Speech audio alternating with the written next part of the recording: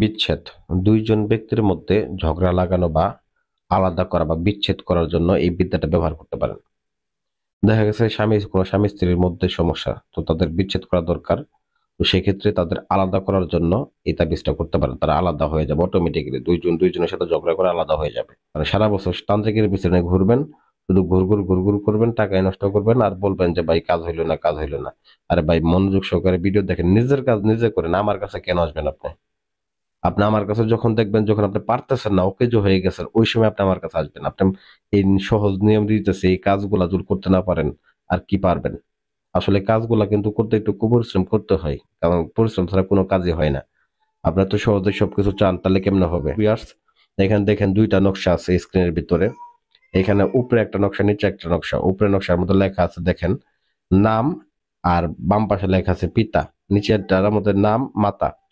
তো যেখানে নাম পিতা, ওইখানে ছেলের নাম, ছেলের পিতার নাম। নিচেরটার মধ্যে আপনার মেয়ের নাম, মেয়ের মায়ের নাম। ঠিক আছে? তো বলবেন ভাই এই জিনিসগুলো পাবো কোথায়? অরিজিনাল জিনিস তো এগুলো পাই না। ভাই, এগুলো জিনিস না পেলে কাজ কেন করবেন? বাজারে গেলেই কবিরাজের দোকানে এগুলো জিনিসের অভাব নেই। ঠিক আছে, আপনারা মনে করে দেখা গেছে হয়তো 2 নাম্বার জিনিস বেশি পাওয়া যায়, তোকে বলবেন যে 1 নাম্বার জিনিস দেন, তাহলে 1 নাম্বার জিনিস বের করে দিবে। কারণ আমরা 1 নাম্বার জিনিস আমাদের আসলে বাংলাদেশে খুবই কম পাওয়া যায়, কারণ আমরা ইন্ডিয়া থেকে মাল এনে কাজ করি। তো যাই হোক ভিউয়ার্স, অতঃপর সেই পুতুল দুইটাকে নিয়ে আপনার শ্মশানে যাবেন। তো শ্মশানে গিয়ে সুন্দর করে অবশ্যই এই পুতুল দুইটাকে শ্মশান ঘাড়িতে আপনি আসন করে বসবেন।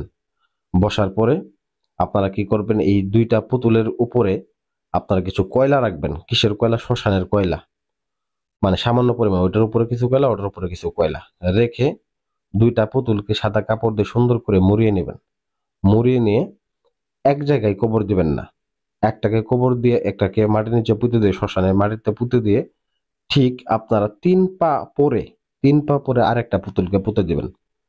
তো এইভাবে আপনারা করতে পারেন। আবার যদি দেখা গেছে পায়ের নিচের মাটি আপনি সংগ্রহ করতে না পারেন, সেক্ষেত্রে আপনি এটা জিন চালানোর মাধ্যমে করতে পারেন। জিন চালান দিবেন। জিন চালান দিলে দেখা গেছে যে ওই দুইটা ব্যক্তির মধ্যে দুইটা জিন চালান দিয়ে দিবেন। দুইজনের একে অপরকে দেখতে পারবে না, বিচ্ছেদ হয়ে যাবে। ঠিক আছে, একদম চিরশত্রুর মতো হয়ে যাবে, এটা সারা জীবনের জন্য শত্রু থাকবে। ঠিক আছে, এটা গেল। আর যদি আপনি জিন চালানোর মাধ্যমেও কাজ না করতে পারেন, টোটকার মাধ্যমে করতে চান, সেক্ষেত্রে আপনার 7টা কবরের মাটি সংগ্রহ করে পুতুল বানাবেন এবং কি নামগুলা দিবেন। ঠিক আছে, 7টা কবরের মাটি সংগ্রহ করে দুইটা পুতুল বানাবেন। পুতুল বানায় সেই পুতুল দুইটা, একটা ছেলে পুতুল একটা মেয়ে পুতুল, যেভাবে বললাম ওইভাবে বানিয়ে আপনারা যে কয়লা লাগিয়ে, শ্মশানে কয়লা লাগিয়ে, সেগুলাকে অবশ্যই সাদা কাপড় দিয়ে পেঁচিয়ে নিয়ে আপনারা কি করবেন, শ্মশানে পুঁতে দিয়ে আসবেন। তো অবশ্যই বলছি, একটা পোতার পরে তারপর 3 পা পরে আরেকটা পুঁতবেন। তো পুঁতে দিয়ে শুধু চলে আসবেন। এতটাই বন্ধুত্ব থাকে যে একজন অপরজনকে ছাড়া বাঁচবে না। তারা দেখবেন যে এমন চিরশত্রুতে রূপান্তর হবে, যেই দেশে থাকুক না কেন তারা মনে করেন একজন আরেকজনের চিরশত্রু হয়ে যাবে। এক কথায় কেউ কাউকে দেখতে পারবে না, মারামারি কাটাকাটি পর্যন্ত হয়ে যেতে পারে। এই ক্ষেত্রে সাবধান থাকবেন। আর বিশেষ করে এটা আসলে কুফুরি কাজটা সবাই সাবধানতার সাথে করবেন, শরীর বন্ধ করে করবেন। দেখা গেছে কাজ উল্টাপাল্টা হইলে দেখা গেছে আপনার নিজের সাথে বিচ্ছেদ হয়ে গেল, বা নিজের সাথে মানে শরীরে একটা অঙ্গ নষ্ট হয়ে গেল, সেক্ষেত্রে সাবধানতার সাথে করবেন। আপনার যদি না পারেন, স্ক্রিনে নাম্বার আছে, যোগাযোগ করবেন, সিরিয়াল নেবেন, কাজ করবেন, সমস্যা নেই। তো যাই হোক, ভিডিওটা কাজ করতে চাইলে ভিডিও শেয়ার করেন, তাহলে আপনাদের অনুমতি হয়ে যাবে। ধন্যবাদ সবাইকে।